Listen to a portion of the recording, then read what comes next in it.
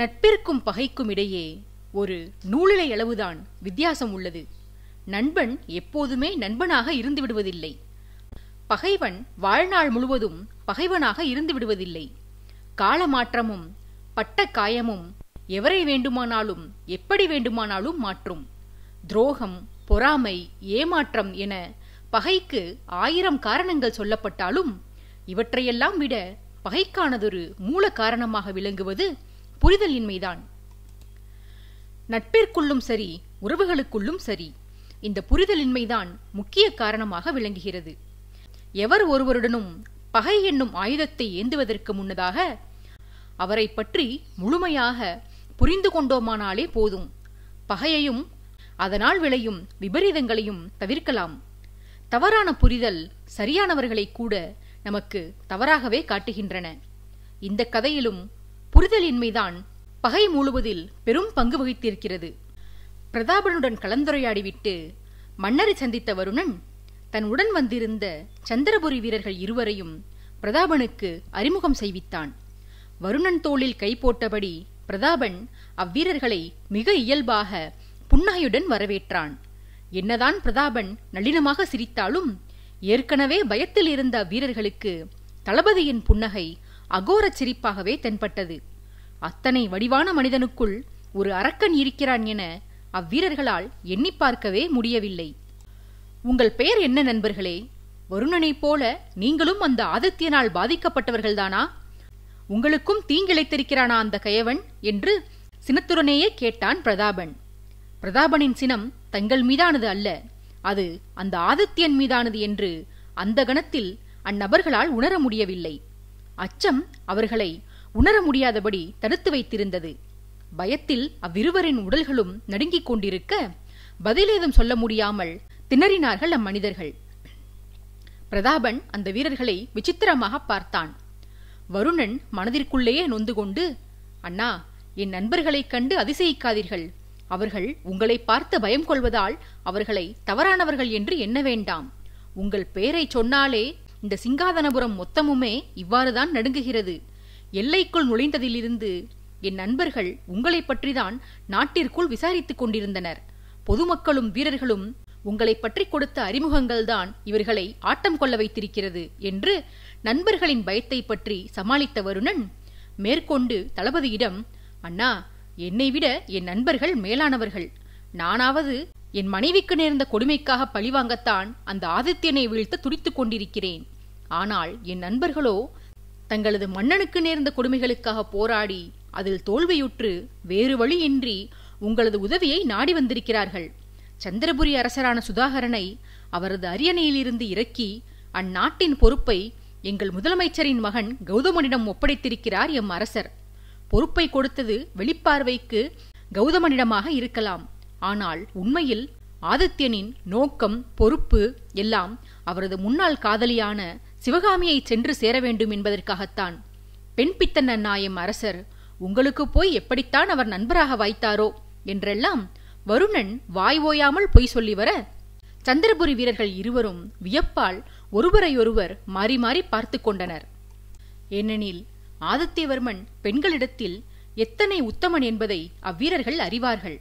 பரதபுரியைச் சேர்ந்த அந்த சிவகாமி வருணனைத்தான் விரும்பினாள். ஆதித்யன் அவளை மனதால் கூட எண்ணியது இல்லை என வீரர்கள் அரசல் புரசலாக அறிந்திருந்தார்கள். அரசனுக்கு மனைவியர் 5 இருந்தாலும் அவர்களில் அரசன் காதலித்து மணந்தது சௌபர்ணிகாவை மட்டும்தான். மீதி 4 ஆதித்யனை கட்டாயப்படுத்தி மணந்து கொண்டவர்கள்தான் என்பதை வீரர்கள் நன்கு உணர்வார்கள். ஆதித்யன் விரும்பியிருந்தால் அவன் பேரழகிற்கும் அவன் வசீகரத்திற்கும் செல்வாக்கிற்கும் என அவனது அந்தப்புறமே நிரம்பி வழிந்து ஒரு கட்டத்தில் அந்த கட்டிடத்தில் இடமில்லை என தளம் மேல் தளமாக கட்ட வேண்டிய நிலை ஏற்பட்டிருக்கும். ஆனால் மன்னன் அப்படி அல்ல. அத்தனை சீக்கிரத்தில் எந்த பெண்ணையும் தன் வாழ்வில் இணைத்துவிட மாட்டான். ஏன், சந்திரபுரி இளவரசி சுபத்ரா தானாகச் சென்று மன்னனிடம் அரைக்களம் புகுந்தும் அவள் தந்தையான சுதாகரன் துரோகிதான் என்று தெரிந்திருந்தும் கூட இளவரசி சுபத்ரையை மாண்புடன் தான் நடத்தினான் அரசன். அவன் நினைத்திருந்தால் சுபத்ரையை ஏற்றுக்கொண்டு மகளை மணந்து கொண்டதற்காக அவளது தந்தையை தன்னிடத்தில் பணியச் செய்திருக்கலாம். அல்லது அப்பனை தண்டிக்க பெண்ணின் மானத்துடன் விளையாடியிருக்கலாம். ஆனால் அப்படி ஏதும் செய்யவில்லை ஆதித்யன். எதிரியை வாள் கொண்டுதான் எதிர்த்தான். நாட்டை கைப்பற்றியதில் சூது செய்தான்தான். ஆனால் அந்த சூதும் தவறில்லை. அதர்மத்தை அதர்மத்தால் வெல்லலாம் என கண்ணபிரானே மகாபாரதத்தில் வலியுறுத்தியுள்ளார். ஒருவேளை ஒரு பெண்ணை பணயமாக்கி தனது காரியத்தை சாதித்துக் கொண்டதற்காக ஆதித்யனை தீயவன் என்று சொன்னாலும் சந்திரபுரி மன்னரும் உத்தமர் இல்லையே. விருந்தாளியாக வந்திருந்த ஆதித்யனை சிறைப்படுத்தவோ அல்லது கொன்று போடவோ செய்துவிட்டு அவன் உடன் வந்திருந்த பெண்களை தன் அந்தப்புறத்தில் தள்ளி அவமானப்படுத்தலாம் என்றுதானே எண்ணியிருந்தார். இத்தனைக்கும் அப்பெண்கள் அனைவருமே மன்னர் சுதாகரனுக்கு மகள் வயதுடையவர்கள். சந்திரபுரி அரசன் பெண்களை களங்கப்படுத்த எண்ணிய போது ஆதித்யவர்மன் ஒரே ஒரு பெண்ணை தனது காரியத்திற்காக உபயோகப்படுத்திக் கொண்டதில் தவறு என்ன உள்ளது? அரசர் சுதாகரனின் மனோநிலைதான் தெளிவாக தெரிந்திருந்ததே. அவரது எண்ணமே அந்த திமிர் பிடித்த வாகினியை கைது செய்து அவளை சபையினர் முன்பு அவமானப்படுத்துவதுதான். இவ்விதமெல்லாம் பிரதாபன் தங்களைத்தான் நோக்குகிறான் என்பதை கூட கவனத்தில் கொள்ளாமல் மனதிற்குள்ளேயே எண்ணி வந்தனர் அந்த வீரர்கள். இது பற்றியெல்லாம் அந்த மனிதர்கள் இருவரும் முன்பே தங்களுக்குள் விவாதித்திருக்க, வருணன் கூறிய பொய்யுரைகளை கேட்ட பின்பு அவ்விஷயங்கள் ஒரே சமயத்தில் நினைவில் தோன்றுவதை அவ்விருவராலுமே தவிர்க்க முடியவில்லை. முதல் சில விஷயங்களை நினைத்த போது கூட அவர்களிடம் வராத ஒரு கலக்கம் இறுதியாக வாகினியை பற்றி எண்ணிய போது நடுக்கமாகவே மாறியது. வாகினி வருணனின் காதலி. அவனது காதலியின் மாண்புக்கே தங்கள் அரசர் களங்கம் விளைவிக்க எண்ணினார் என்று தெரிய வந்தால் இந்த வருணன் எப்படி நமக்கு உதவுவான்? ஆதித்யனது பகையை கூட மறந்து விடுவான். முதலில் நம்மையும் நம் மன்னர் சுதாகரனையும், பிறகு மறைந்திருக்கும் நமது இன்னொரு எஜமானனையும் ஒழித்துவிட்டுதான் மறுகாரியம் பார்ப்பான் இவன். பிரதாபன்தான் நாம் சொல்லும் செய்திகளின் உண்மைத்தன்மையை ஆராய்ந்து அதன் பின்பே யாரின் விதியை முடிக்க வேண்டும் என்பதை முடிவு செய்வேன் என்று கூறினானே. அப்படி இருக்க இந்த வருணன் வாய்க்கு வந்த பொய்யையெல்லாம் கூறி வருகிறானே. மாட்டிக்கொண்டால் நம் தலைகள் உடலிலிருந்து நீங்கி மண்ணில் உருளப்போவது நிச்சயம். வருணனின் குற்றச்சாட்டுகளை ஆமோதிக்காமல் விட்டோமானால் பின்பு வருணன் கையிலோ அல்லது நம் தடுமாற்றம் வருணன் மூலமாக சந்திரபுரி மன்னருக்கு தெரிய வந்து அவர் கையிலோ நம் உயிர் பறிப்போவது நிச்சயம். இந்த பிரதாபன் ஆதித்யனை தீயவன் என நம்பி அவனுடன் சண்டையிட்டாலும் அவன் படையுடன் நாம் மோதி நம் உயிர் பறிக்கப்பட போவது உறுதி. எப்படி இருப்பினும் நம் உயிர் இனி நமக்கு சொந்தமில்லை. சுவற்றின் மீது நின்று கொண்டிருப்பவனுக்கு முன்னால் விழுந்தால் பாழுங்கிணறு, பின்னால் விழுந்தால் தகிக்கும் நெருப்பு என்பது போல உள்ளது நமது நிலைமை. நாளை மாய்க்கப் போகும் எதிரியை காட்டிலும் இன்றைக்கு வாளை கூர்த்திட்டி வைத்திருக்கும் இவனிடமிருந்து தப்பித்துக் கொள்வதே உத்தமம் என்று முடிவுக்கு வந்து பிரதாபன் கேட்ட கேள்விக்கு தலையை மேலும் கீழும் பக்கவாட்டிலும் என எல்லா புறங்களிலும் மாட்டி வைத்தார்கள் அந்த வீரர்கள். நண்பர்களின் செயலைக் கண்டு வருணனுக்கு எரிச்சல்தான் வந்தது. ஏனெனில் இப்போது பிரதாபனை விட அவனை சுற்றியிருந்த சிங்காதனபுர வீரர்களுக்கே வருணனுடன் வந்திருந்த வீரர்களின் மீது ஐயம் தோன்ற ஆரம்பித்தது. அந்த சந்தேகம் அவர்களது முகங்களில் பிரதிபலிக்கவும் செய்தது. எல்லோரையும் சமாளிப்பதற்கு வருணன் தான் போராடி வந்தான். அவன் தன் வீரர்களிடம், நண்பர்களே, தளபதி பிரதாபனை கண்டு அச்சம் கொள்ள வேண்டாம். நாம் வரும் வழியில் கேள்விப்பட்டதெல்லாம் அவர் தீயவர்களுக்கு கொடுத்த தண்டனைகள் பற்றியே. நல்லவர்களை தளபதி ஒருபோதும் தண்டித்ததே கிடையாது. நீங்களே பார்க்கிறீர்கள் அல்லவா, இங்கு சுற்றி நிற்கும் நூற்றுக்கணக்கான வீரர்கள் தளபதியிடம் எத்தனை வாஞ்சையோடு பழகுகிறார்கள் என்று. இவர்களையெல்லாம் பார்க்கும்போது எனது மெய்க்காவல் வீரர்களின் நினைவுதான் எனக்கு வருகிறது. என் வீரர்களும் என்னிடத்தில் இப்படித்தான் அன்பாக இருப்பார்கள். ஆதித்யன் என்ற கபடனால் நான் என் உடன்பிறப்பிற்கு ஒப்பான எனது வீரர்களை இழந்துவிட்டேன் என்று வருந்திச் சொல்லி சிங்காதனபுர வீரர்களின் சிந்தனையை திசை திருப்பினான் வருணன். சமாளிப்பதற்கென்று சில விஷயங்களை வருணன் கூறினாலும் உண்மையில் வருணனுக்கு அவனது படைவீரர்களின் நினைப்பாகவே இருந்து வந்தது. பயணம் வந்தபோதும் சரி, பிரதாபனின் படையினரை பார்த்தபோதும் சரி, வருணன் தன் வீரர்களை பிரிந்து வந்ததை எண்ணி கவலை கொண்டிருந்தான். வருணன் தளபதியாக பதவியேற்ற நாள் முதலாக அவனது ஒவ்வொரு பயணத்திலும் வருணன் ஆதித்யனுக்கு பணிவிடைகள் செய்தானால் படை வீரர்கள் வருணனுக்கு பணிவிடை செய்வார்கள். ஆதித்யனை விட தங்கள் தளபதி வருணனுக்கு பிடித்த உணவை சமைத்து தருவதிலேயே அவர்கள் கவனம் செலுத்துவார்கள். ஏனெனில் ஆதித்யன் சாப்பாட்டு பிரியன் அல்ல. அவனுக்கு வேண்டியது உடலை சோர்வாகாமல் பார்த்து கொள்ள ஏதோ ஒரு உணவு, அதுவும் அளவோடுதான். நெய்ப்பலகாரங்களை தவிர அரசனுக்கு எதிலுமே பெரிதாக நாட்டம் இருந்ததில்லை. அந்த பலகாரங்களையும் அளவோடுதான் உண்பானவன். ஆனால் வருணன் அப்படியல்ல. ஆதித்யனுக்கு அடுத்தபடியாக வாழ்வில் அவன் அதிகம் விரும்பியது உணவைத்தான். சுமாரான உணவு என்றால் ஒரு ஆள் உணவை சாப்பிடுவான். அதுவே பிடித்தமான பதார்த்தங்கள் என்றால் 4 பேரின் உணவை சேர்த்து உண்பான். போர் சமயங்களிலும் உணவு கிடைக்காத பயணங்களிலும் நாள் கணக்கில் பட்டினியும் கிடப்பான்.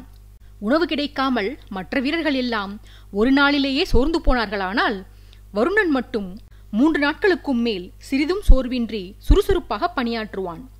உணவை சேமித்து வைக்க வயிற்றில் பெட்டி ஏதேனும் வைத்திருக்கிறீர்களா தளபதி என்று அவனது வீரர்கள் அவனை பரிகாசம் செய்வர்.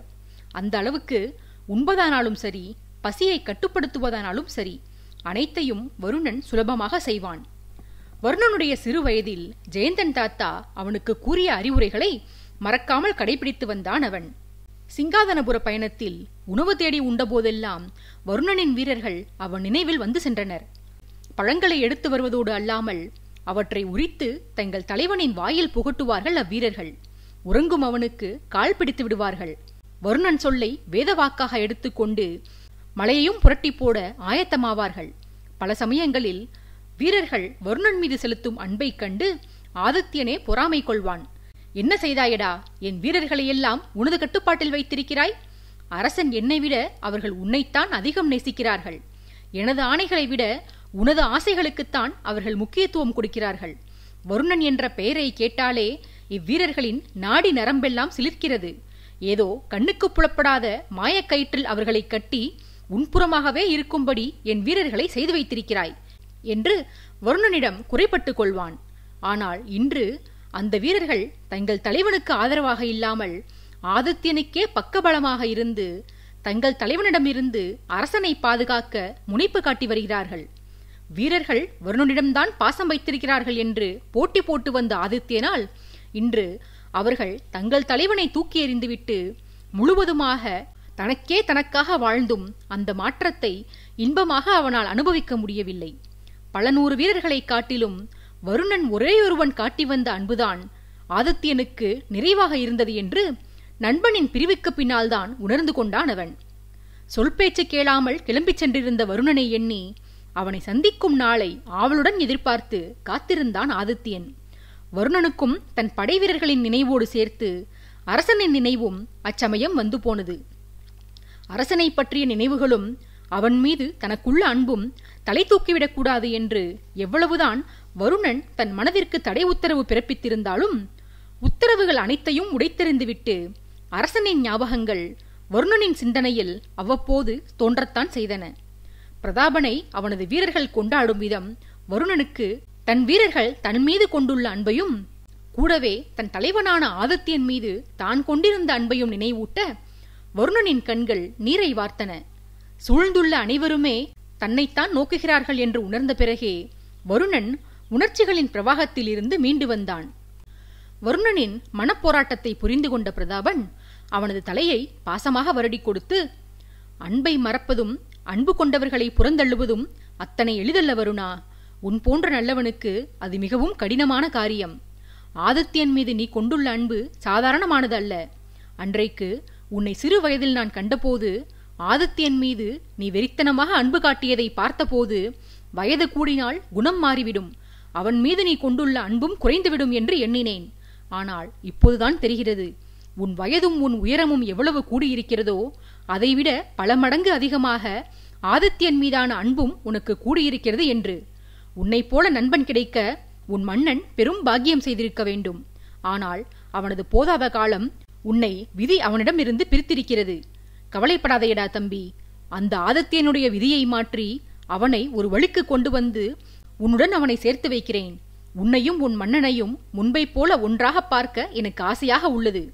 நான் பார்த்த பரதிவர்மன் கூட நீ செலுத்தி வந்த அன்பை கிண்டல் செய்தவாறுதான் இருப்பான். ஆனால் நீ சற்று முன்னர் தனிமையில் என்னிடம் வர்ணித்த ஆதித்யன் உன் மீது மிகுந்த அன்பு கொண்டிருப்பான் போலவே. எனில் அவனும் உன்னை நினைத்து வருந்தத்தான் செய்வான். உங்கள் இருவரது வருத்தத்தையும் போக்குகிறேனடா தம்பி என்று வருணனுக்கு ஆறுதல் சொன்னான் பிரதாபன். பிரதாபன் கூறியதுதான் தாமதம். இத்தனை நேரமும் அமைதியாக இருந்த வருணனின் வீரர்களில் ஒருவன் அவசர அவசரமாக பிரதாபனை நோக்கி, இல்லை தளபதி, அவ்வாறெல்லாம் செய்துவிடாதீர்கள். அந்த ஆதித்யன் மிகவும் மோசமானவன். அவன் எங்கள் தளபதி மீது காட்டி வந்ததெல்லாம் உண்மை அன்பல்ல, அது ஏமாற்று வேலை. தளபதிதான் ஏமாந்து போனார் என்றால் நீங்களும் ஏமாற வேண்டாம். ஆதித்யனை கண்ட மாத்திரத்தில் அவனிடம் எந்த உரையாடலும் வைத்துக் கொள்ளாமல் அவனை கொன்று போடுங்கள். அந்த அரக்கன் வாழ தகுதியே இல்லாதவன் என்று பதட்டத்துடன் கூறினான். பிரதாபனும் ஆதித்யனும் ஒன்று சேர்ந்து விட்டால் தங்கள் நிலை மோசமாகிவிடும் என்ற காரணத்தாலேயே அவ்வீரர்கள் இவ்விதம் அவதியுறுகிறார்கள் என்று வருணன் உணர்ந்து கொண்டான். இருப்பினும் அவன் எதிர்வினையாற்றாமல் அமைதி காத்தான். அந்த வஞ்சக மனிதர்கள் நெஞ்சில் பயத்தோடு அலறி முடிக்க அதை பொருட்படுத்திக் கொள்ளாத சிங்காதனபுர வீரன் ஒருவன் பேசியவர்களைக் கண்டு, நண்பர்களே, இந்த சிங்காதனபுரத்தில் தளபதி என்றால் அவர் ஒருவரே. அவர் எங்கள் தளபதி வீரபாகு மட்டுமே. இங்குள்ள பிற படைகளின் தளபதிகளுக்கு கூட நாங்கள் வேறு வேறு பட்டங்களைத்தான் கொடுத்துள்ளோம். எங்கள் தளபதி வீரபாகுவை தவிர வேறு எவரையும் நாங்கள் அந்த பட்டத்தை கொண்டு அழைப்பதில்லை. நீங்கள் வருணனையும் தளபதி என்று அழைத்தால் அது எங்களை குழப்பும். ஆகையால் வருணனை படைத்தலைவர் என்று குறிப்பிடுங்கள். நாங்களும் அவ்வாறே அவரை அழைக்கிறோம் என்று வீரர்களுக்கு விளக்கினான். அதை கேட்ட வருணனுடன் வந்த அந்த மாந்தர்களுக்கு உடலின் ரத்தம் எல்லாம் கொதித்தது. நாம் எதை பற்றி பேசுகிறோம், இவன் எதை பற்றி விளக்குகிறான்? இப்போது இந்த பெயர்தான் மிக முக்கியமா? இங்கு வாழ்வா சாவா என்ற பிரச்சனை ஓடிக்கொண்டிருக்கிறது. ஆதித்யனை பற்றிய உண்மை தெரிய வந்தால் இந்த வருணனின் தலையோடு சேர்த்து நம்மவர்கள் எவருக்குமே தலை இருக்காது. இதில் தளபதி படைத்தலைவன் என்று வேறுபாடுகள் வேறு என்று மனதிற்குள் பொறுமினர். பின்மாலை பொழுது வந்துவிட்டதால் வருணனின் வீரர்களை சத்திரத்திற்கு அனுப்பிவிட்டு வருணனை மட்டும் அழைத்துக் கொண்டு தன் மாளிகைக்கு சென்றான் பிரதாபன். முன்னரே வருணனை தன் மனைவிக்கு அறிமுகம் செய்துவிட்டுதான் சென்றிருந்தான் பிரதாபன். கணவனின் நண்பன் என்றதுமே பிரதாபனின் மனைவி சித்திரமேனகை குதூகலமடைந்து வருணனை இரவு விருந்திற்கு தன் மாளிகைக்கு அழைத்திருந்தாள். பிரதாபனுக்கென்று சொந்த பந்தங்கள் எவரும் இல்லை. அவனுடைய நண்பர்கள் கூட தனக்கும் தன் தந்தைக்கும் வேண்டியவர்கள்தான். அந்த நண்பர்களும் வேலை நிமித்தமாக கிடைத்த நண்பர்களே. பிரதாபனை முறை சொல்லி அழைப்பவர்களை மேனகை இதுவரையிலும் கண்டதே இல்லை. அப்படியிருக்க திடீரென வந்த வருணன் தன் கணவனை அண்ணா என அழைக்கவும் உறவினர்கள் இல்லாத தனிமரமான பிரதாபன் அந்த வார்த்தையை கேட்டு உவகை கொள்ளவும் மேனகைக்குள்ளே ஆனந்தம் ஆர்ப்பரித்து ஓடியது. கணவனின் புது சொந்தமான அந்த விருந்தினனை நன்முறையில் உபசரிக்க வேண்டும் என்று எண்ணம் கொண்டு அவனுக்கு உயரிய விருந்தை தயாரித்து வைத்திருந்தாள் மேனகை. பிரதாபன் வருணனை அழைத்துக் கொண்டு மாளிகை வந்து சேர்ந்தவுடனேயே மேனகை வந்தவனை அன்போடு வரவேற்று உணவு உண்ணும் அறைக்கு அழைத்துச் சென்றாள். பிரதாபனும் பின்தொடர பணிப்பெண்கள் அனைவரையும் வெளியே அனுப்பிவிட்டு உணவை தன் கையாலேயே ஆடவர்கள் இருவருக்கும் பரிமாறினாள் மேனகை. வருணனை நோக்கி அவள், படைத்தலைவரே, உங்களுக்கு மிகவும் பிடித்த ஆப்பங்களும் பணியாரங்களும் செய்து வைத்திருக்கிறேன். அத்துடன் உங்கள் பிரபுவிற்கு விருப்பமான நெய்பட்சணங்களும் சமைத்து வைத்துள்ளேன். கூச்சமில்லாமல் மனதார வயிறார உண்டு செல்ல வேண்டும் என்று அன்பு கட்டளை போட்டாள். வருணன் வியந்து போனவனாய், அப்படியே ஆகட்டும் தேவி, இளவரசியின் கட்டளைகளுக்கு அடியேன் அடிபணிகிறேன். அது இருக்கட்டும், வீரர்கள் எனக்கு படைத்தலைவன் என்ற பட்டத்தை வழங்கி சில கணங்களே ஆகிறது. இருந்தும் தாங்கள் எப்படி அதை தெரிந்து கொண்டு அதே பெயரில் என்னை அழைக்கிறீர்கள் என்று அதிசயித்து கேட்டான். இதற்கு சித்திரமேனகை பதில் சொல்லும் முன்பாக பிரதாபன் முந்திக் கொண்டு, நல்ல கேள்வி கேட்டாயடா தம்பி. இவளுக்கு தெரியாத விஷயம் எதுவும் இந்த கோட்டைக்குள் நிகழ முடியாது. சரியாக சொல்ல வேண்டுமானால் என் சம்பந்தப்பட்ட செய்திகள் உடனுக்குடன் மேனகையை வந்தடையும். அரசரின் பாதுகாப்புக்காக நான் நாடெங்கிலும் ஒற்றர்களை வைத்துள்ளேன் என்றால் என்னை கண்காணிக்க இவள் கோட்டைக்குள் பல ஒற்றர்களை நியமித்துள்ளாள். என் படையிலேயே பலர் இவளுக்கு ஒற்று வேலை பார்ப்பதாக எனக்கு தகவல் வந்திருக்கிறது என்று மனைவியின் மீது குற்றம் சுமத்தி கொண்டு போனான். அச்சமயம் மேனகை இடையிட்டு, இவர் கூறுவது உண்மைதான் படைத்தலைவரே, ஆனால் முழுவதுமாக உண்மையல்ல. ஒற்றர்களை இவர் நியமித்தால் அது பாதுகாப்பிற்காகவாம், அதுவே நான் நியமித்தால் அது கண்காணிப்பிற்காகவாம். என்ன நியாயம் இது? நானே உண்மையை கூறிவிடுகிறேன் படைத்தலைவரே. இந்நாட்டில் பல பெண்கள் என் கணவரின் மீது பித்து பிடித்து அலைகிறார்கள். திருமணத்திற்கு முன்னர்தான் அப்பெண்கள் அவ்வாறு அலைந்தார்கள் என்றால், எங்கள் திருமணம் முடிந்து நாங்கள் அரண்மனைக்கு ஊர்வலம் வந்த பாதையிலும் கூட ஏராளமான கன்னிகைகள் இவரையே ஆசையோடும் ஏக்கத்தோடும் பார்த்தபடி இருந்தார்கள். உங்கள் அண்ணனுக்கோ பெண்கள் வருந்தினால் பொறுக்காது. பெண் குலத்தின் மனவாட்டத்தை போக்குகிறேன் என்ற பெயரில் பலரையும் அந்தப்புறத்திற்கு அழைத்து வந்துவிட்டால் என்ன செய்வது? அதுவுமின்றி எங்கள் நாட்டில் அந்தப்புறம் அமைக்கும் வழக்கமே இல்லை. எங்கள் பரம்பரையின் ஆண்கள் எல்லாம் ஏகபத்தினி விரதத்தை மேற்கொண்டு வாழ்ந்து வந்தவர்கள். இருக்கும் ஒரு மனைவிக்கு எதற்கு தனியாக அந்தப்புறம் என்றுதான் குடும்பத்துடன் மாளிகையிலே தங்குவார்கள் எம் குலத்தோர். உங்கள் தமையன் இந்த வழக்கத்தை மாற்றி நிறைய பெண்களை மணந்து கொண்டு எங்கே அந்தப்புறத்தை நிர்மாணித்து விடுவாரோ என்ற அச்சம்தான் எனக்கு உள்ளது படைத்தலைவரே. அதனால்தான் இவரது விஷயத்தில் நான் சற்று ஜாக்கிரதையாக இருக்கிறேன் என்று வருணனுக்கு விளக்கினாள். சொன்ன மனைவியை பொய்க்கோபத்தோடு முறைத்த பிரதாபன் பிறகு தலையை குனிந்து மேஜை மீதிருந்த தட்டை நோக்கியபடியே, ஒரு மனைவியை சமாளிப்பதே சிரமமாக உள்ளது. இதில் எங்கிருந்து நான் பலரை மணந்து சமாளிப்பது? சந்நியாசிகள் எத்தனை பாக்கியம் செய்தவர்கள் என இப்போதுதான் விளங்குகிறது. நான் என்ன செய்ய? தேடிச் சென்றா காதலித்து மணந்தேன்? மகள் என்னை தேடி வர தந்தை மகளுக்காக என்னை மிரட்டியல்லவா மனம் செய்து வைத்தார் என்று அருகில் இருந்தவர்களுக்கு தெளிவாக கேட்கும்படியே முணுமுணுத்தான் பிரதாபன். பின்னர் தனக்கருகில் அமர்ந்திருந்த வருணனை நோக்கியவன், வைஷாலி என்ற ஒரு கண்டத்திலிருந்து தப்பிவிட்டாயடா தம்பி. நீயாக தேடிச் சென்று வாகினி என்ற கண்டத்தில் அகப்பட்டுக் கொள்ளாதே. பேசாமல் சந்நியாசம் வாங்கிக் கொண்டு காசி ராமேஸ்வரம் என்று எங்காவது ஓடிச் சென்று விடு என்று அறிவுறுத்தும் குரலில் கண்களை உருட்டி எச்சரிப்பவன் போல சொல்லி வந்தான் பிரதாபன். பேசிய கணவனின் காதை திருகிய மேனகை, ஏன் சந்நியாசம் பெறும் இந்த ஞானோதயம் உங்களுக்கு மருந்திட்ட பெண்ணின் கையை பிடித்த போது தோன்றவில்லையா என்ன? மருந்திட்டவளை மணந்து கொண்ட பின்புதான் தோன்றியதா? அவளுடன் 2 பிள்ளைகளை பெற்றுக்கொண்ட பின்புதான் தோன்றியதா?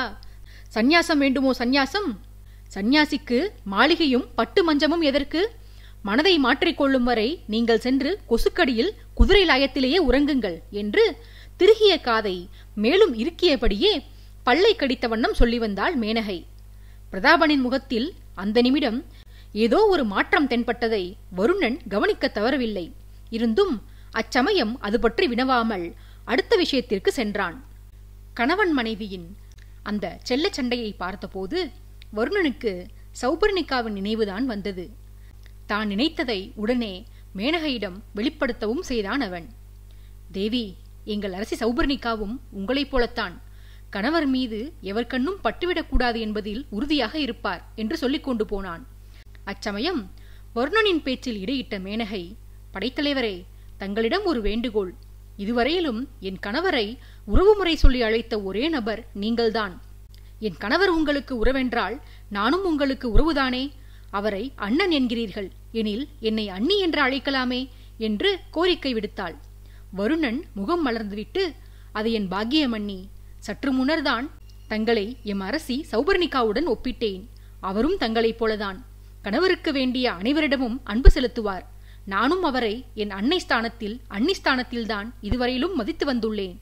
அவரோ என்னை கண்டிக்கும் போது அன்னையாகவும் உதவி கோரும் போது குழந்தை போல கெஞ்சவும் செய்வார். என் மீது அன்பும் மரியாதையும் கொண்டிருந்தார் அவர். ஆனால் இன்று என் பெயரை கேட்டாலே நடுங்குகிறாராம். எனக்கு அஞ்சி நாட்டை விட்டே சென்று விட்டாராம்.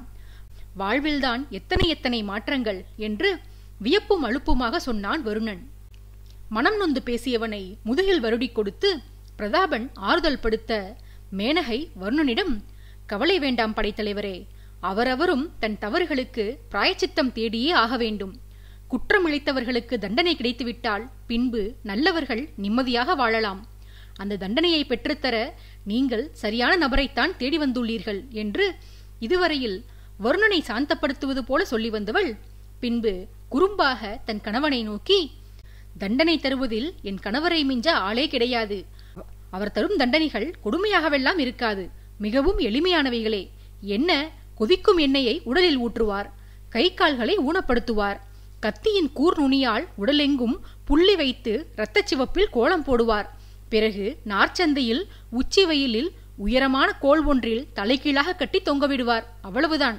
தண்டனைகள் கடுமையாக ஒன்றும் இருக்காது, சுகமாகத்தான் இருக்கும். உங்கள் எதிரிக்கு இந்த சுகங்களில் எந்த சுகம் கிடைக்கவிருக்கின்றதோ என்று பரிகாசம் செய்வது போன்று சிரித்தாள்.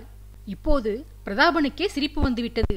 அவன் வருணனிடம், பெண்களை ஒருபோதும் நம்பாதே வருணா. அவர்கள் நேரத்திற்கு ஏற்றாற் போல கருத்தையும் எண்ணங்களையும் மாற்றிக்கொள்வார்கள். இன்றைக்கு எனது தண்டனைகளை பற்றி விமர்சிக்கும் இதே திருவாய்தான் சில காலம் முன்பு எனது தண்டனைகளை புகழ்ந்து பாடியது. அரக்கர்களுடன் நான் என்னை ஒப்பிட்டுக் கொண்டிருக்க இப்போது பேசிய இதே பெண் என்னை ராமாயண மகாபாரதத்தின் நாயகர்களான ராமனுடனும் கிருஷ்ணருடனும் ஒப்பிட்டு தீயவர்களை தண்டித்த அந்த இறைவனின் செயல் வதம் என்றால் கயவர்களை தண்டித்த எனது செயலும் வதத்திற்கு ஒப்பானதே என்று கூறினாள் இந்த மங்கை. இதற்கு தானடா தம்பி கூறுகிறேன், பெண்ணிடம் அகப்பட்டுக் கொள்ளாதே.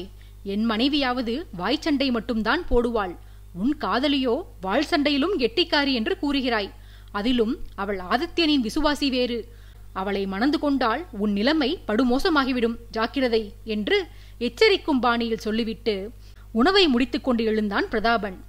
வருணனும் உணவை முடித்துவிட்டு பிரதாபனுடன் சென்று கூடத்தில் அமர்ந்து கதை பேச ஆரம்பிக்க, பிரதாபனின் குழந்தைகள் இருவரும் பாட்டியான அரசியின் மாளிகையிலிருந்து அப்போதுதான் தங்கள் மாளிகைக்கு வந்தார்கள்.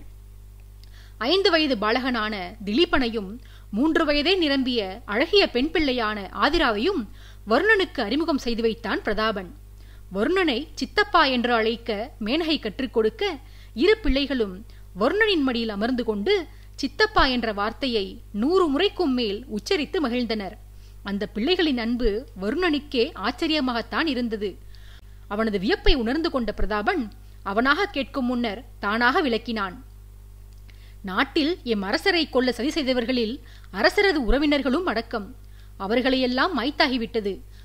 ஆனால் எஞ்சியிருக்கும் உறவினர்கள் உத்தமர்கள். அவர்கள் காலத்திற்கும் அவ்வாறே இருப்பர் என்று அறுதியிட்டு கூற முடியாது. ஆகையால் பிள்ளைகளை சொந்த பந்தங்களிடமிருந்து விலக்கியே வைத்திருக்கிறோம். எனக்கும் மேனகைக்கும் உடன் பிறந்தவர்கள் இல்லாத காரணத்தால் என் பிள்ளைகள் எவரையும் உறவுமுறை சொல்லி அழைத்து ஆசையாக மடியில் சென்று அமர்ந்தது இல்லை. அப்படி செல்ல மேனகை அவர்களை அனுமதித்ததும் இல்லை. அதனால்தான் உன்னை உறவு சொல்லி அழைக்க கற்றுக் கொடுத்தவுடன் பிள்ளைகள் குதூகலமாகிவிட்டார்கள் என்று விளக்கினான் பிரதாபன். வருணனின் கண்கள் மறுபடியும் நீரை வார்த்தன. அவன் பிரதாபனின் பிள்ளைகளை நினைத்து மட்டும் வருந்தவில்லை, தன் மகனையும் ஆதித்யனின் மகனையும் அந்த கணம் எண்ணி பார்த்தான். தான் எண்ணியதை வாய்விட்டே மடியில் இருந்த பிள்ளைகளிடம் தெரிவித்தான். கண்மணிகளே, எங்கள் அரண்மனையில் உங்கள் நண்பர்கள் 2 பேர் உள்ளார்கள். ஒருவர் எங்கள் நாட்டு இளவரசர் ஆதவவர்மன், இன்னொருவர் என் மகன் உதயன். இருவரும் நெருங்கிய நண்பர்கள். உங்களைப் போலதான் என்னை கண்டாலே ஓடி வந்து என் மடியில் அமர்ந்து கொண்டு கதை கேட்பார்கள். நான் பயணம் சென்ற கதை, சாகசங்கள் செய்த கதை, எம் அரசரின் சேஷ்டைகளை தடுக்க நான் ஒவ்வொரு நொடியும் போராடி வரும் கதை என அடுத்தடுத்து என்னிடம் கேட்டபடியே இருப்பார்கள். நான் அவர்களுக்கு வாள் வீச பயிற்சி கொடுப்பேன், குதிரையேற்றம் சொல்லித் தருவேன் என்றெல்லாம் குதூகலமாக சொல்லிக் கொண்டு போனவன் திடீரென உணர்ச்சி பெருக்கில் ஆழ்ந்து பேசி அவனது குரலும் உடைந்து, விடிந்தது முதல் இரவு வரையிலும் இருவரும் என்னைத்தான் சுற்றி வருவார்கள். நான் அமர்ந்தால் என் மடியில் வந்து அமர்ந்து கொள்வார்கள். நான் உறங்கினால் என் மார்பில் ஏறி படுத்துக் கொள்வார்கள். கோட்டைக்குள் நான் எங்கு சென்றாலும் என் கரத்தை பற்றி கொண்டு என்னுடனேயே வலம் வருவார்கள். வீரர்களைத்தான் என்னிடம் இருந்து பறித்து கொண்டாய், பிள்ளைகளையும் என்னிடமிருந்து கவர்ந்து கொண்டாயா என செல்லமாக எம் அரசர் என்னை கடிந்து கொள்வார். என் பிள்ளைகளை நான் பார்த்தே பல காலமாகிவிட்டது. அவர்கள் என்ன செய்கிறார்கள் என்று தெரியவில்லை. அனுதினமும் என்னை நினைத்து ஏங்குவார்கள். அவர்களை சந்தித்து அவர்களுடன் நான் கொஞ்சி விளையாடும் நாள் என்றைக்கு வருமோ என்று மனமுருகி வேதனையுடன் சொல்லி வந்தான் வருணன். சில கணங்களுக்கு பின்பே அந்த கூடத்தில் இருந்த பிரதாபனின் குடும்பத்தினர் அத்தனை பேரும் தன்னையே நோக்குகிறார்கள் என்பதை உணர்ந்து கொண்டு அவர்களையெல்லாம் ஒரு முறை ஏறிட்டான். அங்கிருந்த அத்தனை பேரின் கண்களும் குளமாகியிருந்தன. அதை கண்ட வருணன் மனதிற்குள் தன்னைத்தானே கடிந்து கொண்டு முகத்தின் வேதனையை மாற்றி மேனகையை நோக்கி, என்னை மன்னித்து விடுங்கள் அண்ணி. பிள்ளைகளை கண்டவுடன் நான் என்னையே மறந்துவிட்டேன். மகிழ்ச்சியாக இருந்த உங்கள் அனைவரையும் உணர்ச்சி கடலில் ஆழ்த்திவிட்டேன் என்று சொல்லி வருந்தினான். மேனகை மறுப்பதற்கு அடையாளமாக தலையசைத்து, உங்கள் வேதனை எனக்கும் புரிகிறது படைத்தலைவரே. நீங்கள் இழந்த சந்தோஷங்கள் அனைத்தும் உங்களுக்கு விரைவிலேயே கிடைக்கப்பெறும். அன்றைக்கு உங்களுடன் விளையாட நீங்கள் கூறிய அந்த 2 பிள்ளைகள் மட்டுமல்ல, சௌபர்ணிகாவிற்கு பிறக்கப் போகும் பிள்ளை, ஸ்வர்ணிகா பெற்றெடுக்கப் போகும் பிள்ளை, வாகினிக்கு பிறக்கப் போகும் உங்கள் பிள்ளை, என் பிள்ளைகள் என அனைவருமே உங்களுடன் இருப்பார்கள். அந்த நாள் வரும்போது நீங்கள் உங்கள் தளபதி பதவியை ராஜினாமா செய்துவிட்டு பிள்ளைகளை பராமரிக்கும் பொறுப்பை செய்து வரலாம். இந்த பிள்ளைகளை கவனித்துக் கொள்வதை காட்டிலும் போரில் 1000 வீரர்களை எதிர்கொள்வது எளிது என உணர்ந்து கொண்டு மறுபடியும் உங்கள் பழைய பதவியை ஏற்றுக்கொள்வீர்கள் என்று சொல்லி சிரித்தாள். அப்போது வருணன் தலையசைத்து, நிச்சயம் இல்லை தேவி. ஆதித்யவர்மன் என்ற அடங்காத காளையையே இத்தனை ஆண்டுகளாக சமாளித்து வந்திருக்கிறேன். அவரது சேஷ்டைகளையெல்லாம் பொறுத்து கொண்டு செய்கைகளையெல்லாம் தாங்கிக் கொண்டு அடுத்த கணம் என்ன செய்வார் என்பதை சரியாக யூகித்துக் கொண்டு அனுதினமும் பதட்டத்துடனேயே அவருடன் வாழ்ந்து வந்திருக்கிறேன். அப்படி இருக்க 1000 எதிரிகளை சமாளிப்பதும் 10-15 பிள்ளைகளை சமாளிப்பதும் பெரிய விஷயமே அல்ல தேவி என்று ஏதோ சாதனை செய்துவிட்ட முகபாவத்தோடு சொல்லி வந்தான் வருணன். மேனகை புன்னகைத்துவிட்டு வருணன் வசம் இருந்த பிள்ளைகளை உறங்கச் சொல்லி அழைத்தாள். பிள்ளைகள் சிறிது நேரம் கழித்து வருவதாக பிடிவாதம் பிடித்தனர். பிரதாபனும் பிள்ளைகளுக்காக பரிந்து பேசினான். ஆனால் மேனகை தன் கருத்தில் உறுதியாக இருந்தாள். பிள்ளைகள் அதிகாலையில் எழுந்து சண்டை பயிற்சிகளுக்கும் பாடங்கள் கற்றுக்கொள்ளவும் தயாராக வேண்டும், அதற்கு விரைவில் உறங்க வேண்டும் என்று காரணம் சொல்லி உள்ளே அழைத்துச் சென்றாள். அப்போதும் பிரதாபனின் முகத்தில் சட்டென ஏற்பட்ட மாற்றத்தை கவனித்தான் வருணன். தனது உணர்ச்சிகளை மறைக்க போராடிய பிரதாபன் அது முடியாமல் போன காரணத்தால் பார்வையை வேறுபுறமாக திருப்பிக் கொண்டான். வருணன் அவனிடம், அண்ணா, தாங்கள் தற்சமயம் ஓய்வெடுக்க விரும்பவில்லை எனில் நாம் இருவரும் மாளிகையின் வெளியே சிறிது காலார நடந்து செல்லலாமா? எனக்கு பொதுவாக சுவர்களும் மேற்கூரைகளும் கொண்ட இடங்கள் பிடிப்பதில்லை அண்ணா. நான் சதா ஊர் சுற்றியே பழக்கப்பட்டு விட்டேன். ஆகையால் இந்த சுற்றுச்சுவர்கள் என் நிம்மதியான சுவாசத்தை தடுக்கின்றன. வசுமித்ரா கோட்டைக்குள் அரசரால் எனக்கு வழங்கப்பட்ட மாளிகை மிகவும் நேர்த்தியாக கண்ணையும் கருத்தையும் கவரும் வகையில் இருக்கும். அரசர் தனக்காக பார்த்து பார்த்து கட்டிய மாளிகை அது. என் திருமண பரிசாக எனக்கு அதை வழங்கிவிட்டார். பிரபுவின் மாளிகையை காட்டிலும் எனது உல்லாச மாளிகைதான் அழகுமிக்கதாக இருக்கும். இருந்தும் என் மனைவி கொடுத்த தொல்லைகளால் வனப்பு வாய்ந்த அந்த அரண்மனையில் நான் தங்க மாட்டேன். பகலில் எந்நேரமும் அரசரின் பின்னாலேயே சுற்றித் திரிவேன். அந்தப்புறம் தவிர அவர் எங்கு சென்றாலும் அவரை ஒட்டி கொண்டு நானும் பின்னாலேயே சென்று விடுவேன். மாலை நேரங்களில் அரசவை காரியங்கள் முடிந்து அரசர் ஓய்வெடுக்க சென்று விட்டால் நான் கோட்டைக்குள் சுற்றித் திரிந்தவாறே நேரத்தை ஓட்டுவேன். அங்கிருக்கும் காவலர்கள் முதல் பணியாளர்கள் வரை அனைவருடனும் கதை பேசி அவர்களையெல்லாம் சீண்டி விளையாடி பொழுதை போக்குவேன். இரவு உணவிற்கு வீட்டிற்கு செல்வேன். அப்போதும் என் மனைவி என்னுடன் சண்டையிட ஆரம்பிப்பாள். சண்டையிட கிடைத்த சிறு சந்தர்ப்பத்தையும் விட்டு வைக்க மாட்டாள் அவள். ஆகையால் உணவை அரைக்குறையாக முடித்துக் கொள்வேன். நான் உணவுண்ண வராவிட்டாலும் வைஷாலி பெரிய பிரச்சனை செய்து விடுவாள். வந்தாலும் சண்டையிடுவாள், வராவிட்டாலும் சண்டையிடுவாள். அதனால் எதற்கு இந்த வீண் வம்பு என்று மாளிகைக்கு சென்று அவளது திட்டுக்களை வாங்கிக் கொண்டு கிளம்பி என் தந்தையின் மாளிகைக்கு சென்று விடுவேன். அங்கு சென்று வயிறார உணவுண்டுவிட்டு என் மகனுடன் விளையாடி அவனை மார்மீது போட்டு உறங்கச் செய்துவிட்டு மறுபடியும் வெளியே சென்று காவலர்கள், என் படை வீரர்கள் என அனைவருடனும் கதை பேச ஆரம்பித்து விடுவேன். இரவு துவங்கி அரசரின் அந்தப்புறம் நிசப்தமான பின்பு எழுந்து சென்று அங்கு காவல் புரியும் பெண்களிடம் அந்தப்புறத்தின் பாதுகாப்பை ஆராய்ந்து வந்து தகவல் சொல்லும்படி கேட்பேன். வாகினி இரவு பணியில் இருந்தால் எனக்கு கவலையே இருக்காது. அவளைத் தவிர வேறு யார் அந்த பணியில் இருந்தாலும் எனக்கு நிம்மதியாக உறக்கம் வராது. அவ்வப்போது எழுந்து சென்று அந்தப்புற வாயிலில் நின்று விசாரித்தபடியே இருப்பேன். பின்பு ஆங்காங்கே திண்ணைகளில் அமர்ந்தபடி இரவு பணியில் இருக்கும் வீரர்களின் அருகில் சென்று படுத்துக் கொள்வேன். ஒருவன் எனக்கு தலை பிடித்துவிட, மற்றொருவன் கால் பிடித்துவிட இன்பமாக உறங்குவேன். அந்த திண்ணையில் எனக்கு கிடைக்கும் சுகம் எனது உல்லாச மாளிகையின் படுக்கையறையில் கூட எனக்கு கிட்டாது அண்ணா. மனிதர்கள் எப்படித்தான் மாளிகைக்குள்ளேயே அடைப்பட்டு கிடக்கிறார்கள் என்று ஆச்சரியம் கொள்வேன். அரசர் அடிக்கடி சொல்வார், உனக்கு போய் உல்லாச மாளிகையை கொடுத்து விட்டினேயடா, நீ தங்குவதற்கு கோவில் மண்டபமே போதும். வீணாக அத்தனை அழகான மாளிகையை ரசனை இல்லாத உனக்கு தந்துவிட்டேனே என்று வருந்துவார்.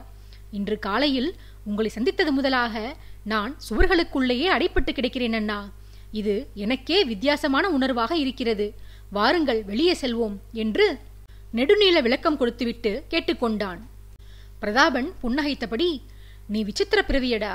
உல்லாச மாளிகை வேண்டாம், அங்கு சேவகம் புரியும் மெல்லிய கரம் கொண்ட பெண்களின் பணிவிடைகள் வேண்டாம், ஒடுக்கு திண்ணையும் ஆயுதம் பிடித்து கரடுமுரடான ஆண்களின் கரங்கள்தான் சேவகம் செய்ய வேண்டும் என்று வாழ்ந்து வந்திருக்கிறாய். உன் ஆசையை ஏன் கெடுக்க வேண்டும்? வா, வெளியே செல்வோம் என்று சொல்லி வருணனை அழைத்து கொண்டு அவனது தோளில் கை போட்டபடி கோட்டைக்குள் கால் போன பாதையில் நடந்து சென்றான் பிரதாபன். வழியெங்கிலும் இரு தளபதிகளையும் கண்ட வீரர்கள் அனைவரது முகங்களிலும் ஒருவித மலர்ச்சியையும் மகிழ்ச்சியையும் உணர்ந்தான் வருணன். தங்கள் தளபதி ஒருவருடன் இத்தனை நெருக்கம் காட்டி அவ்வீரர்கள் இதுவரையிலும் பார்த்ததே இல்லை. அவன் அனைவரிடமும் வாஞ்சையாக பழகுவானே தவிர தனிப்பட்ட எவருடனும் நெருக்கம் காட்ட மாட்டான். அப்படிப்பட்ட தளபதி அன்று புது ஒருவனுடன் காலையிலிருந்து நேரம் செலவிட்டு அவன் தோளில் கை போட்டு கொண்டு கோட்டைக்குள் வலம் வருவது வீரர்களுக்கு கண்கொள்ளா காட்சியாக இருந்தது. சாதாரணமாகவே எவரையும் கவர்ந்துவிடக்கூடிய வசீகரமான முகம் கொண்டவன் வருணன். அதிலும் அவனது கட்டுமஸ்தான தேகம் வீரர்களுக்கு விரைவில் பிடித்து போகும். இதில் தங்கள் தலைவனுக்கு மகிழ்ச்சியூட்ட வந்தவன் என்பதாலேயே அவ்வீரர்களுக்கு வருணன் மீது தனியொரு மரியாதை பிறந்தது. சிறிது தூரம் நடந்து ஆட்கள் அருகில் இல்லாத பகுதிக்கு சென்றவுடன் வருணன் பிரதாபனை பார்த்து, தங்களுக்கும் எனக்கும் அதிக ஒற்றுமைகள் உள்ளதாக எனக்கு படுகிறது அண்ணா என்று ஆரம்பித்தான். பிரதாபன் யோசிக்கும் விதமாக புருவங்களை குவித்து வருணனை உற்று நோக்கியவாறு, நானும் அவ்விதம்தான் யோசித்தேன் வருணா. நீ என்ன ஒற்றுமைகளை கண்டுபிடித்தாய்? முதலில் நீ கூறு என்று கேட்டான். வருணன் கேட்டவனை நோக்கி, முதல் ஒற்றுமை, நாம் இருவருமே தளபதிகள். தாங்கள் போர்ப்படை தளபதி, நான் மெய்க்காவல் படை தளபதி. ஆனாலும் இருவருமே தளபதிகள்தான். அரசரை காட்டிலும் உங்களிடம்தான் இந்த வீரர்களுக்கு மிகுந்த மரியாதை உண்டு. எனக்கோ அரசருக்கு அடுத்தபடியாக எம் கோட்டைக்குள் எனக்குதான் அதிக மதிப்புண்டு. முதலமைச்சர், மந்திரி பிரதானிகள் போர்ப்படை தளபதியை விட வீரர்கள் என்னையே அதிகம் நேசிப்பர். மூன்றாவது விஷயம் தங்களுக்கு வருத்தமளிக்கலாம், இருந்தாலும் சொல்கிறேன் அண்ணா. மனைவிகளின் விஷயத்திலும் நமக்குள் பெருத்த ஒற்றுமை உள்ளதாக எனக்கு தோன்றுகிறது என்று சொல்லிவிட்டு வருணன் தனது வார்த்தைகளை நிறுத்த பிரதாபனின் முகத்தில் பேரதிர்ச்சி தென்பட்டது. அதிர்ச்சியிலும் அயற்சியிலும் வருணன் மீதிருந்த தன் கரத்தை எடுத்த பிரதாபன், உண்மையில் நீ சிறந்த அறிவாளியடா. இதுநாள் வரையிலும் எவருமே காணாத எனது மறுபுறத்தை, நான் மனதில் பதுக்கி வைத்திருந்த ரகசியத்தை அனாயசமாக வெளிக்கொணர்ந்து விட்டாய். உண்மைதான் வருணா, என் மனைவி விஷயத்தில் நான் முழுமையாக நிம்மதி இல்லாதவன்தான். ஆனால் உன் மனைவிக்கும் என் மனைவிக்கும் இடையே பல நூறு வித்தியாசங்கள் உள்ளன. நீ சொன்ன கதையை வைத்து பார்க்கும்போது உன் மனைவி வைஷாலி உன்னை வேண்டாவெறுப்பாக மணந்து கொண்டாள். ஆனால் மேனகையோ என்னை பல காலமாக காதலித்து அடம் பிடித்து மணந்து கொண்டாள். உன் மனைவி உன்னிடம் அன்பு காட்டியதே இல்லை. என் மனைவி என்னிடம் அன்பு காட்டாதனாலே இல்லை. உன் மனைவியை பொறுத்தவரை உன்னை அவள் பழிவாங்க வேண்டும். என் மனைவியின் விஷயத்திலோ நான் அவளது கைப்பாவையாக இருத்தல் வேண்டும், அவ்வளவுதான். என் நடத்தையையும் கண்ணியத்தையும் பற்றி நன்கு அறிவாளவள். இருந்தும் என் மீது சதா சந்தேகம் கொள்வாள்.